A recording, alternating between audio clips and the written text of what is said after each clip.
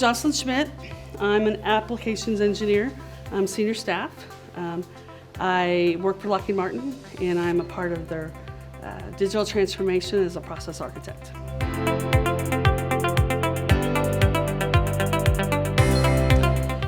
I just recently joined the User Champion program within the last month. One of the reasons I joined it is the opportunity to meet with R&D to discuss the roadmaps and things that are coming at us and understand where we're going as we're on this journey. A lot of times we might make decisions about where we're going if we know what that roadmap is going to be.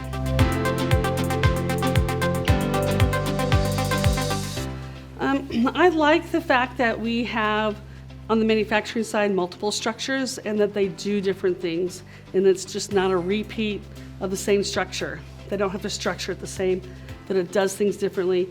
It allows me to do things differently than I ever did before. I like the ability of having a manufactured part that's modeled, right? So I don't just have to take the engineering model and then with words tell the supplier what I want them to do different. I can make the model appear to be that way with a few clicks using a manufactured part.